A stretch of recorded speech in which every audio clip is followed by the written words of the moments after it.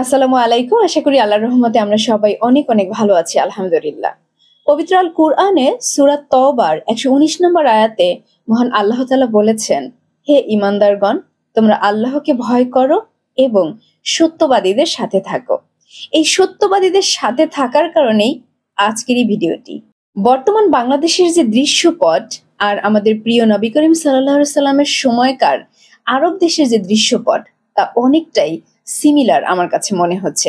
কারণ ওই সময়ে কাফের মুশরিকরা চক্রান্ত করেছিল আমাদের প্রিয় নবীর বিরুদ্ধে, আর বর্তমানে আমাদের দেশে প্রিয় আলেম ওলামা যারা রয়েছেন তাদের বিরুদ্ধে একইভাবে কতিপয় রাজনৈতিক দল এবং মুখোশধারী নামধারী কিছু আলেমরা একইভাবে চক্রান্ত করে যাচ্ছেন। আমাদের নিশ্চয়ই সকলেরই জানা আছে যে আমাদের প্রিয় নবীর বিরুদ্ধে মক্কার কাফের মুশরিকরা কিভাবে চক্রান্ত করত। যখন পৃথিবীর বিভিন্ন দেশ থেকে মক্কায় মানুষজন আসতো, তখন কাফের মুশরিকরা তাদেরকে গিয়ে বলতো, ওই মুহাম্মাদের কাছে যেও না, সে খারাপ, জাদুকর, এটা ওটা আরো কত কথা। আর সেই একই চক্রান্ত এখন করে যাচ্ছে আমাদের বাংলাদেশের কতিপয় রাজনৈতিক দল, ভণ্ড পীর মাজারের যে মুখোশধারী আলেমরা আছে, তারা আমাদের প্রিয় মুখ, প্রিয় মানুষ মিজানুর রহমান আজহারীর বিরুদ্ধে। তো শুরুতে বলে নিচ্ছি, সেই সময় আমাদের নবী মুহাম্মদ সাল্লাল্লাহু আলাইহি সাল্লামের বিরুদ্ধে কাফের মুশরিকরা যেমন জয়লাভ করেনি, ঠিক একইভাবে আমাদের প্রিয় মুখ আজহারী হুজুরের বিরুদ্ধে চক্রান্ত করেও এরা কখনোই সফল হবেন না ইনশাআল্লাহ। একদল খেয়ে গিয়েছে আর একদল খাওয়ার জন্য রেডি হয়ে আছে, এই কথাকে ঘিরেই শুরু হয়েছিল এই চক্রান্ত। এবং সেটির বিরুদ্ধেই অনেকে যারা সত্যের পথে চলে, হক কথা বলে, তারা আমরা প্রতিবাদ করেছি যে যার জায়গা থেকে। সেখানে এই কথাটি বলে মিজানুর রহমান আজহারী যেমন এখন চক্রান্তের মুখোমুখি, একইভাবে আমরা যারা কথা বলছি আমরাও মহা সমস্যার মধ্যে আছি। তো সেগুলি আজকে একটু চলুন শেয়ার করব। আমি যখন একটু প্রতিবাদমূলক ভিডিও বানিয়েছিলাম যে আজহারী হুজুর কোথায় ভুল বলল, তার প্রেক্ষিতে আমাকে অনেকে ভালোবাসা জানিয়েছেন, অ্যাপ্রিশিয়েট করেছেন। আবার ওই যে বিশেষ সেই দলের কিছু কতিপয় লোকজন আমাকে জামাতের ট্যাগ লাগিয়ে দিয়েছেন। একই সাথে বকাঝকা যা করার তা তো করেছেনই, হয়তো আমাকে কষ্ট দেওয়ার জন্যই করেছিলেন। কিন্তু আপনাদের জন্য দুঃখের বিষয় হচ্ছে, আমি আপনাদের বকাঝকা শুনে একদমই কষ্ট পাই না, কারণ আমি তাতে আরো বেশি আনন্দিত হই। এজন্যই যে মনে হয় আমি ঠিকঠাক সত্যের পথে হাঁটছি। আমি সেই ভিডিওতে যে মেসেজটি দিয়েছিলাম সেটি ছিল যে আজহারী হুজুর তিনি তো নির্দিষ্ট করে কোনো দলের নাম বলেন নাই, তাহলে আপনারা নিজেরা কেন এটা গায়ে মাখালেন।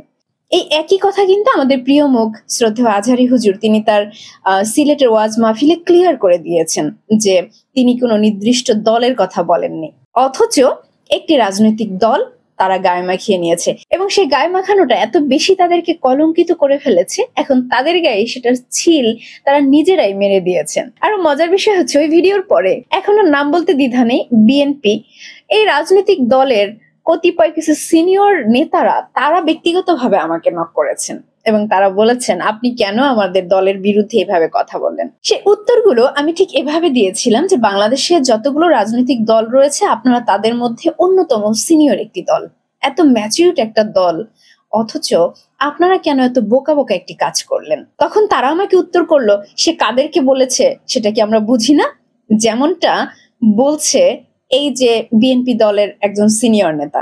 এক চাঁদাবাজ পালিয়েছে, আরেক চাঁদাবাজকে কেউ দেখতে চায় না, তাকে উদ্দেশ্য করে বলছেন আমরা কি বুঝতে পারি না যে ঠাকুর ঘরে কেড়ে আমি কলা খাই না।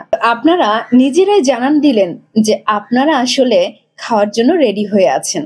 জানেন তো, এই রাজনৈতিক দলটার জন্য আমার রীতিমতো খুব আফসোস হয়। বিগত 16 বছরে আমি অনেক আফসোস করেছি, আহারে দলটা এত মার খাচ্ছে, এত এই হচ্ছে, এত কষ্ট পাচ্ছে, তাদের উপর এত জুলুম নির্যাতন হচ্ছে। কিন্তু তখন মনে হয়েছিল হয়তো তারা বিগত সরকারের এই শোষণ, নিপীড়ন, জুলুম, নির্যাতনের শিকার হয়ে তারা হয়তো কিছুটা শিখবেন যে রাজনীতির ভাষাগুলো কেমন হওয়া উচিত। আর স্বাভাবিকভাবে মানুষ তো ঠেকেই শিখে, তো ভেবেছিলাম তারা হয়তো ঠেকে ঠেকে ঠেকে ঠেকে শিখে গিয়েছে, কিন্তু না, তারা আরো বেশি ইম্যাচিউরিটির পরিচয় দিল এই যে এই বিষয়টা গায়ে মাখিয়ে। আমি ওই সিনিয়র বিএনপি নেতাকে বলেছিলাম যে আপনারা যদি বুঝেনও আপনাদেরকেই বলেছে, যেহেতু মিজানুর রহমান আজহারী কোনো নির্দিষ্ট দলের নাম বলে নাই, সুতরাং আপনারা বুঝলেও আপনারা যদি চুপ থাকতেন, আপনারা গায়ে না মাখাতেন, তাহলে এটাই হতো আপনাদের রাজনৈতিক পরিপক্কতার একটা পরিচয়। বাট আপনারা সেটার বিপরীত একটা ইম্যাচিউরড, একটা চাইল্ডিশ অ্যাপ্রোচ আপনারা করলেন, যার কারণে বাংলাদেশের পুরো মানুষ এখন জেনে গেল যে হ্যাঁ, আপনারাই সেই দল যেই দল আপনারা খাওয়ার জন্য রেডি হয়ে আছেন। কারণ যেখানে বাংলাদেশের নিবন্ধিত রাজনৈতিক দলের সংখ্যা সম্ভবত 47টি বা 42টি, আমি ঠিক জানি না, এরকমই 40-এর কোঠায়। তো সেখানে অন্য কোনো দল এই কথাটিকে নিয়ে মাথা ঘামালো না, তারা গায়ে মাখলো না, আর আপনারা ঠিক গায়ে মেখে নিলেন। আমি রাজনীতি বুঝি না, তবে হ্যাঁ, সাধারণ মানুষের জায়গা থেকে এতটুকু বুঝতে পারছি যে এই যে আপনারা কথাটিকে গায়ে মেখে নিলেন, এটার মাসুল আপনাদেরকে হয়তো অনেক ভাবে দিতে হতে পারে এবং অনেকটা সময় ধরেও দিতে হতে পারে। আল্লাহ ভালো জানেন, আপনাদের আল্লাহ সফলতা দান করুক। ধরুন তর্কের খাতিরে মেনে নিলাম যে হ্যাঁ, আপনাদের খুব খারাপ লেগেছে, আপনারা শিওর হয়ে গিয়েছেন, আর যার কারণেই আপনারা এইটি নিজেদের গায়ে মেখে তারপরে আপনারা প্রতিবাদ করছেন, বিভিন্ন রাজনীতির মঞ্চে বক্তৃতার ভাষায় হুঙ্কার দিচ্ছেন, হুঁশিয়ারি দিচ্ছেন, নানান কিছু। আমি একজন সাধারণ মানুষের জায়গা থেকে আপনাদের প্রতি কয়েকটি প্রশ্ন রাখতে চাই। এখানে মিজানুর রহমান আজহারীর ভুলটা কোথায় ছিল? প্রথমত, তিনি একজন ইসলামী স্কলার। সেই জায়গা থেকে সে কোরআন সুন্নাহর দাওয়াতি কাজে গিয়ে একজন দায়ী হিসেবে তিনি তো চাইতেই পারেন যে আমরা চাই আমাদের দেশ কোরআন সুন্নাহর আলোকে পরিচালিত হোক, তাতে করে দেশে শান্তি ফিরে আসবে। বাই বর্ন একজন বাংলাদেশী নাগরিক হিসেবে তার একথাও বলার রাইট রয়েছে যে একদল খেয়ে গিয়েছে আর একদল খাওয়ার জন্য তৈরি হচ্ছে, এবং সেটা নিয়ে আপনারা এখন উঠে পড়ে তার পেছনে লেগেছেন। তাহলে আপনাদের প্রতি প্রশ্ন, এই একই কথা যখন আপনাদের দলের রাজনৈতিক ব্যক্তিরা এই কথাটা বলল, তখন আপনারা কেন প্রতিবাদ করলেন না? তখন আপনারা তাদেরকে কেন দল থেকে বহিষ্কার করলেন না? কি বিশ্বাস হচ্ছে না যে আপনাদের দলের লোকজনও একই কথা বলেছে? তাহলে চলুন একটু ছোট্ট ভিডিও দেখে আসি যে আপনাদের দলের কর্মীদের কার্যক্রম নিয়ে আপনাদের দলীয় শীর্ষ নেতাদের কি মন্তব্য রয়েছে। নানান জায়গা থেকে কিন্তু বিএনপি নেতা কর্মীদের বিরুদ্ধে প্রচুর কমপ্লেইন আসছে। আমার কাছে সকাল বিকাল কমপ্লেইন আসছে। বিএনপি নেতা কর্মীদেরকে মাঠ পর্যায়ে কন্ট্রোল করা যাচ্ছে না, চাঁদাবাজির সঙ্গে যুক্ত, জমি দখলের সঙ্গে যুক্ত, টেন্ডারবাজির সঙ্গে যুক্ত। আর বিএনপির যে কাহিনী শুনছি আমি সারা দেশ থেকে, চাঁদাবাজি, দখল, মামলা করা, মানুষের জিম্মি করা, এইভাবে যদি চলে তাহলে বিএনপিরও আওয়ামী লীগের পরিস্থিতি সময় লাগবে না। অলরেডি মানুষ বিরক্ত হয়েছে। কি অস্বীকার করতে পারবেন? প্রমাণ দিলাম যে আপনাদের দলের লোকজনও একই কথা বলছে। তাহলে আজহারী হুজুর বলাতেই একেবারে মহাভারত অশুদ্ধ হয়ে গেল? তার মানে কি যত দোষ নন্দ ঘোষ? এত জ্বালাপোড়া কেন করছে আপনাদের? হক কথা, সত্য কথা শুনলে হজম করতে পারেন না, নাকি সেই ধারণ ক্ষমতাও হারিয়ে ফেলেছেন? এই আলেম ওলামাদের বিরুদ্ধে এত চক্রান্ত, এত ষড়যন্ত্র, এগুলো দেখে আমরা যারা এই প্রিয় মানুষগুলোকে ভীষণ রকম ভালোবাসি, আমাদের খারাপ লাগারই কথা। কিন্তু তাদের জন্য বলবো, খারাপ লাগার কোনো কারণ নেই, কারণ মহান আল্লাহ তাআলা পবিত্র আল কুরআনের সূরা আনফালের 30 নম্বর আয়াতে বলে দিয়েছেন যে, আর স্মরণ করুন যখন কাফেররা আপনার বিরুদ্ধে ষড়যন্ত্র করে আপনাকে বন্দী করার জন্য বা হত্যা করার অথবা নির্বাসিত করার জন্য, আর তারা ষড়যন্ত্র করে এবং আল্লাহ তাদের ষড়যন্ত্রের বিপক্ষে ষড়যন্ত্র করেন, আর আল্লাহ সর্বশ্রেষ্ঠ কৌশলী। এই বিশ্বাসটাই আমাদেরকে রাখতে হবে। কারণ বিগত সময়েও দেখেছি আমরা আজহারী হুজুরের বিরুদ্ধে চক্রান্ত হয়েছে, তাকে দেশ থেকে বিতাড়িত করেছিল, কিন্তু আল্লাহ তাআলা আবার তাকে সম্মানিত করেছেন। মিজানুর রহমান আজহারী নিজেই কিন্তু বলেছেন তার এই যে সিলেটের ওয়াজ মাহফিলে, আমরা কি দেখেছি সেখানে যে তার বিরুদ্ধে কিভাবে চক্রান্ত করে তার ওয়াজ মাহফিলকে নষ্ট করে দেওয়ার প্রচেষ্টা চালিয়েছেন এই ষড়যন্ত্রকারীরা। তো চলুন একটু দেখে নেই। ওকে, বিদায় নেই, আমি চলে গেলাম। যা তোমরা দেখালা, it's good enough for tonight. Okay, খালাস, হবে না।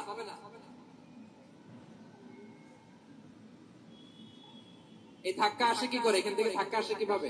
কোরআনের মজলিসে এরকম ডিস্টার্ব করতো যারা আবু জাহালের সাঙ্গপাঙ্গ এরা। কোরআনের মজলিসে ডিস্টার্ব করতো উতবা, শাইবা, ওয়ালিদ ইবনে মুগীরার সাঙ্গপাঙ্গরা। তোমরা তো শাহজালালের উত্তরসূরি, শাহ কোরআনের উত্তরসূরি, তো তোমরা এরকম করলে হবে? এটা এটা এটা আমি এখন পরিকল্পিত কিছু হতে পারে এই ধারণাও করতে হবে আমাদের। এই ষড়যন্ত্র কারা করেছে, কে করেছে, নির্দিষ্ট কোনো প্রমাণ নেই। তবে হ্যাঁ, আমরা একটু তথ্যের ভিত্তিতে যুক্তির আলোকে চলুন বোঝার চেষ্টা করি। এই মাহফিলের জাস্ট আগের দিন একজন বিএনপির নেতা তিনি কি বক্তব্য রেখেছিলেন তার রাজনৈতিক মঞ্চে, চলুন একটু শোনা যাক। ওই যে মিজানুর রহমান আজারি বক্তব্য রাখে বিএনপির বিপক্ষে, এত সাহস সে কোথায় পায়? ওনার দুঃখ প্রকাশ করতে হবে, কারণ উনি একটা মাথায় টুপি লাগায়া এই যে দলমত নির্বিশেষে সারা মানুষকে ভালোবাসার আল্লাহর নাম বলে ভালোবাসা অন্তরে জামাতের পক্ষে বলতে। আপনি এই জামাতের পক্ষে কথা বন্ধ করেন, নাহলে দেশের মানুষ যেভাবে আপনার এই যে মাহফিল করে, মাহফিলে কিন্তু আপনি হাস্ত শিকার হবেন, তাহলে কিন্তু হাস্ত শিকার হবেন, আবার যে কোনো মুহূর্তে কিন্তু আপনি দেশান্তর হতে পারেন। সুতরাং সাবধান হয়ে যান। জানি এরপরে অনেকেই বলবেন যে এই কথা দ্বারা কি প্রমাণিত হয় যে তিনি সিলেটের মাহফিলে চক্রান্ত করেছেন, ষড়যন্ত্র করেছেন? না, প্রমাণ হয় না, তবে যুক্তির আলোকে মেলানো যায়। তারপরেও এটা কি শুধু এই জায়গায় সীমাবদ্ধ ছিল? মোটেই না। চক্রান্তের বিষ তারা নানান দিকে কিন্তু ছড়িয়ে দিয়েছে। বিশ্বাস হচ্ছে না আমার কথা? তাহলে চলুন আরো কয়েকটি ভিডিও ফুটেজ দেখি। আচ্ছা, আমি বিএনপির নাম নিয়ে কোনো কথা বলেছি? আপনি কাকে আমি কি বিএনপির আপনি কথা বলেন, বলেন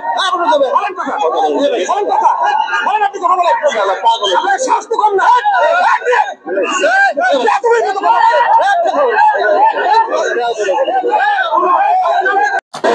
পলিটিক্যাল বক্তব্য না না না চোখ করে যে আমি পলিটিক্যাল বক্তব্য দেইনি তো ভাইজান, আপনি একটা পয়েন্ট দেখান যে আমি পলিটিক্যাল বক্তব্য দিয়ে।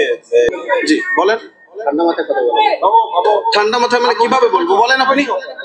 নষ্ট করি না। আমি কি বলেছি বলেন? ঠান্ডা মাথা আর গরম মাথা, কোরআনের কথা তো গরমই হবে, ঠান্ডা হবে কেন? মানুষ কেন উত্তেজিত করবো? না চলেন, আমাকে বলতে দেন,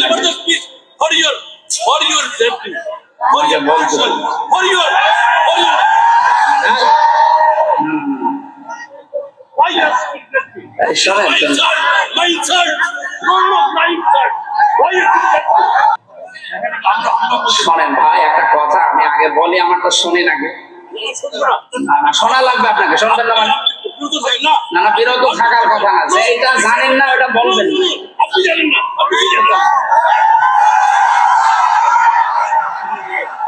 শুধু কি ওয়াজ মাহফিলে বাধা দেওয়া হচ্ছে? না, এই চক্রান্ত এখন চলছে মসজিদে মসজিদে। কিভাবে? চলুন আরেকটি ভিডিও দেখে আসি।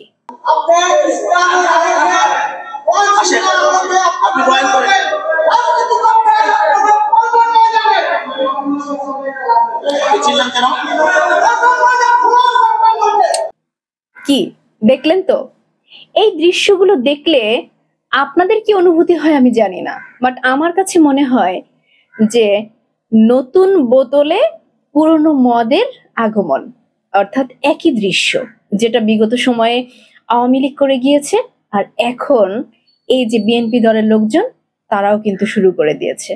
তার মানে একই মঞ্চায়ন, একই নাটকের দৃশ্য, একইভাবে এই ইসলামের বিরুদ্ধে, কোরআনের বিরুদ্ধে, নবীর সুন্নাহর বিরুদ্ধে কথা বলা, একইভাবে দমন নিপীড়ন, একইভাবে ক্ষমতার প্রয়োগ। বিগত আওয়ামী লীগ সরকারের সময় তারা যে ক্ষমতা দেখিয়েছে, তারা ক্ষমতার চেয়ারে বসে দেখিয়েছে, কিন্তু এই যে তারা কিন্তু এখনো ক্ষমতায় আসেননি। তারা ধরেই নিয়েছেন যেহেতু তারা এত বড় রাজনৈতিক দল, সুতরাং পরবর্তী ইলেকশনে তারা তো নির্বাচিত হবেই, তারা ক্ষমতার চেয়ারে বসবেই, সুতরাং একটু আগে থেকে কেন শুরু নয়? তাই তাদের ক্ষমতার প্রয়োগ, বল প্রয়োগ সবকিছু তারা অনেক আগে থেকেই শুরু করে দিয়েছেন। কি চমৎকার না দৃশ্যগুলো! যাই হোক, আপনারা এই যে বড় বড় দলের বিজ্ঞ এত জ্ঞানী গুণী রাজনৈতিক নেতা নেত্রীরা, আপনারা রাজনীতির মাঠে লড়ছেন, আপনারা ভালো বোঝেন, তবে আমাদের মতো সাধারণ মানুষের জায়গা থেকে এই কথাটুকু শুধু আপনাদের কাছে জানতে চাই, আপনাদের এত জ্বালা পোড়া কেন শুরু হয়ে গিয়েছে? এত চিন্তা কিসের আপনাদের? কিসের ভয় আপনারা পাচ্ছেন? কেন মিজানুর রহমান আজহারী একজন মানুষকে নিয়েই আপনাদের এত এত চক্রান্ত শুরু হয়ে গিয়েছে? তার মানে কি এই গণজোয়ার দেখে আপনারা ভয় পাচ্ছেন? এই জনপ্রিয়তা দেখে ভয় পাচ্ছেন? যেখানে আপনারা টাকা পয়সা দিয়েও এত জনস্রোত তৈরি করতে পারেন না, সেখানে এরকম আলেম ওলামাদের ওয়াজ মাহফিলে এত এত লক্ষ লক্ষ জনগণ এসে হাজির হয়, আর সেটাই কি আপনাদের ভয়ের কারণ? আর এই ভয় থেকে কি আপনারা আবার সেই আওয়ামী লীগ সরকারকে পুনর্বাসনের চিন্তা করছেন? আমরা ইদানিং সোশ্যাল মিডিয়ার বদৌলতে দেখি যে অনেক আওয়ামী লীগের লোকজন বিএনপিতে যোগ দিচ্ছে, বিএনপি সেটা একসেপ্ট করে নিচ্ছে। এগুলো আপনাদের রাজনৈতিক ভাষা, রাজনৈতিক আপনাদের পলিসি, রাজনৈতিক আপনাদের স্টাইল, যাই বলি না কেন, আমাদের মতো সাধারণ মাথায় হয়তো এটা ঢুকবে না। তবে হ্যাঁ, সাধারণ মানুষের জায়গা থেকে আমরা রাজনীতি না বুঝলেও এতটুকু বুঝি যে বিগত স্বৈর শাসক একটা ছোবল মারা অজগর সাপের মতো, যেই সাপ ছোবল মেরে মেরে আমাদেরকে বিগত এতগুলো বছর শুধু দংশন করে গিয়েছে, আর যার বিষে আমরা কম বেশি সবাই জর্জরিত ছিলাম। এখন আপনারা যদি আবার ক্ষমতার চেয়ারে বসার জন্য আপনাদের রাজনৈতিক পলিসির মধ্যে সেই দলকে আবার পুনর্বাসন করতে চান, তবে আপনাদেরকে ইতিহাস থেকে জাস্ট কয়েকটি বিষয় একটু জানিয়ে দিতে চাই আপনাদের ভালোর জন্য। এই আওয়ামী লীগকে পুনর্বাসন করেছিল সর্বপ্রথম বিএনপি 1979 সালে, যার মাসুল শহীদ জিয়াকে কিন্তু তার জীবন দিয়ে যেতে হয়েছে। তারপরেও আপনাদের শিক্ষা হয়নি। এরপরে এই আওয়ামী লীগকে দ্বিতীয়বার পুনর্বাসন করেছিল জাতীয় পার্টি, তারা আজকে অস্তিত্বহীন। তৃতীয়বারে এই আওয়ামী লীগকে পুনর্বাসন করেছিল জামাত শিবির, তারা দেখেছেন যে তারা এখন পর্যন্ত তাদের কর্মীদের কত প্রাণ দিয়ে রক্ত দিয়ে তাদের সেই মাসুল গুনতে হয়েছে। চতুর্থবার এই আওয়ামী লীগকে পুনর্বাসন করেছিল 1/11-এ, আর আমরা সেখানে দেখেছি এই জুলাই অভ্যুত্থান পর্যন্ত যে আমাদের কিভাবে তার মাসুল দিতে হয়েছে। সুতরাং আপনারা যদি ইতিহাস ভুলে যান, ক্ষমতার চেয়ারে বসে আলেম ওলামাদের দমন পীড়নের উদ্দেশ্যে যদি আপনারা আবার সেই একই ভুল করেন, তাহলে মনে রাখবেন এর পরিণতি কি হতে পারে, কতটা ভয়াবহ হতে পারে। আপনারা রাজনীতিবিদ তো আপনারা হয়তো অতীতকে ভুলে যান, কিন্তু আমরা সাধারণ মানুষ নিরপরাধ হয়েও আমরা যারা পরপর মার খেতে থাকি, জুলুম নির্যাতনের শিকার হই, আমরা কিন্তু ভুলি না। কারণ আপনারা মার খান, আপনারা আবার ক্ষমতার চেয়ারে বসে আপনাদের পকেট ভারী করেন, সম্পদের পাহাড় গড়েন, আপনাদের তেমন কোনো ক্ষতি হয় না, কিন্তু আমরা সাধারণ মানুষ সব সময় ভুক্তভোগী হই, আমরা সব সময় জুলুম নির্যাতনের শিকার হই। তো সবশেষ কথা হচ্ছে, এই যে বিএনপি দলের সেই দুদু মিয়ানাকে আপনারা যে আজহারি মাঝহারি এইভাবে আলেম ওলামাদের নামের ব্যঙ্গ করেন, তাদেরকে হেয় প্রতিপন্ন করে কথা বলেন, অপমান করেন, আরো অনেক নেতারা এসব করে বেড়ান, আপনারা সাবধান হয়ে যান। রাজনীতির মাঠে আপনারা রাজনীতির ভাষায় কথা বলেন, এই ইসলামী স্কলারদের থামিয়ে দেওয়ার চেষ্টা করবেন না, চক্রান্ত করে সফল হবেন না। আপনারা এইসব চক্রান্ত করে আপনারা যেটা করছেন সেটা হচ্ছে নিজেদের ক্ষতি করছেন। যেমন সেই আমাদের নবী করিম সাল্লাল্লাহু আলাইহি সাল্লামের যুগে কাফির মুশরিকরা, তারা আমাদের নবীর পরিচিতি, সম্মান সবকিছু বাড়িয়ে দিয়েছিল চক্রান্ত করে, তেমনি ভাবে আপনারা আজকে মিজানুর রহমান আজহারির বিরুদ্ধে চক্রান্ত করে তার বিরুদ্ধে মিথ্যা প্রোপাগান্ডা ছড়িয়ে আপনারা নিজেরাও তার সম্মান বাড়িয়ে দিচ্ছেন, তাকে আরো আন্তর্জাতিক অঙ্গনে সুপরিচিত করে তুলছেন, এই ইয়াং জেনারেশনের মনে তার জায়গাটা আরো পাকাপোক্ত করে দিচ্ছেন। সুতরাং নিজেদের ভালো বোকাও বোঝে। তো আশা করব আপনারা এতটা বোকা হবেন না, আর যেই বোকামির কারণে আপনাদের অনেক বেশি মাসুল দিতে হয়। অনেক বড় বড় কথা হয়তো বলে ফেলেছি, কিন্তু এটাও জানি একটিও মিথ্যা বলিনি, একটিও অযৌক্তিক বলিনি, পুরোটাই সত্য কথা বলার চেষ্টা করেছি। হকের পক্ষে বলছি, সত্যের পক্ষে বলছি, সত্যের পথে চলছি, সত্যের জন্য লড়াই করব ইনশাল্লাহ। এই প্রত্যয়ে আজকের মতো শেষ করছি। আবার কথা হবে নতুন কোনো ভিডিওতে নতুন কোনো বিষয় নিয়ে। সে পর্যন্ত আল্লাহ সবাইকে তার রহমতের ভালোবাসার চাদরে আমাদেরকে মরিয়ে রাখুক, এই কামনায় আল্লাহ হাফিজ। আসসালামু আলাইকুম।